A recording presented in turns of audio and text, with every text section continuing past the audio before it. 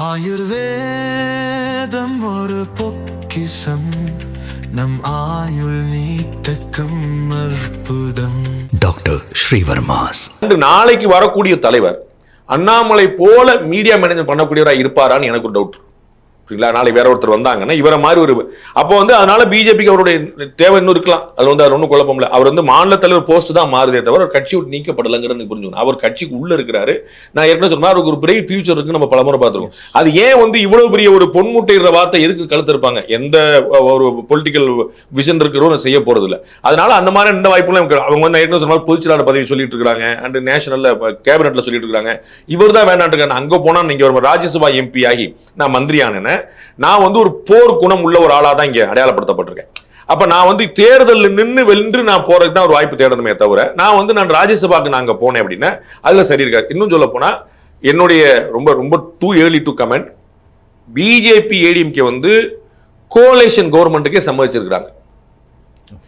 கூட்டணி ஆட்சிக்கே சம்மதிச்சிருக்காங்க. If I am not wrong. அது ரொம்ப லாங். நம்ம சும்மா ஒரு தகவல் உங்களுக்கு திரு அண்ணாமலை கான்செப்டை புரிய வைக்கிறதுக்காக நான் இப்ப சொல்றேன். அதனால நாளைக்கு ஒரு தேவை ஏற்பட்டா அது 2006 திமுக தனியா ஆட்சி அமைச்ச மாதிரி இல்லாம அதை மெஜாரிட்டி இருக்குது இல்ல தனியா ஆட்சி மாதிரி இது தேசிய ஜனநாயக கூட்டணி ஆட்சியா இருக்கணும். உங்களுடைய கவனத்துக்கு திரு எடப்பாடி பழனிசாமி அவர்கள் வெளியே வந்த உடனே சந்திப்பு முடிஞ்ச உடனே திரு அமித்ஷா போட்ட ட்வீட்ல 2026 என்டிஏ ஆட்சிங்கிற வார்த்தையை பயன்படுத்தியிருந்தார். அதனால அப்படி ஒரு அமிக்கபிளா எல்லாரும் சேர்ந்து அதற்கான ஒரு முயற்சியை பண்ணுவாங்கன்னு நினைக்கிறேன். அதுல அந்த இதுல 2026 தேசிய ஜனநாயக கூட்டணி ஆட்சி அமையும்.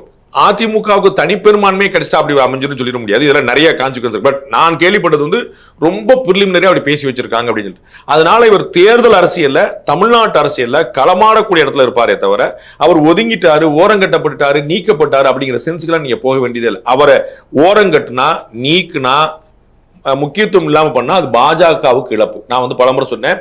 இந்த கூட்டணி வரப்போதுங்கிற முதல்ல சொன்ன போதே நம்ம சொன்னோம் அண்ணாமலை மாற்றப்படுகிறாராங்கிற வீடியோ நம்ம தெளிவா சொல்லியிருக்கோம். ஒரு மைனஸும் ஒரு பிளஸும் சேர்ந்தா மைனஸ் தான். ஒரு பிளஸும் இன்னொரு பிளஸும் சேர்ந்தா தான் உண்டு. அப்ப பாஜக மாநில தலைவராக திரு அண்ணாமலை இல்லைன்னா அதுல ஒரு இழப்பு இருக்க போகுது. நிறைய பேர் நான் பார்த்து நிறைய பேர் பகிரங்கமா வந்தெல்லாம் விட்டுருங்க. என்ற தனியாவே பாஜக ஆதரவாளராக இருக்கக்கூடிய நிறைய பேர் என்னங்க எப்படிங்க சரி வரும் அப்படின்னு நான் ஓட்டு போட வேண்டாம்னு நினைக்கிறேங்க அப்படின்னு பாஜக லாயலிஸ்ட் நான் பிஜேபி ஓட்டு போடணுமான்னு யோசிக்கிறேங்கிற அளவுக்கு போயிருக்கிறாங்க. அது கொஞ்ச நாள் சரியா போயிருந்து வச்சுக்கோங்க. அப்புறம் வேற மூடு மாறிடுவாங்க. அதனால அது எமோஷன்ஸ் ரொம்ப நிதானமா இருக்காதுல.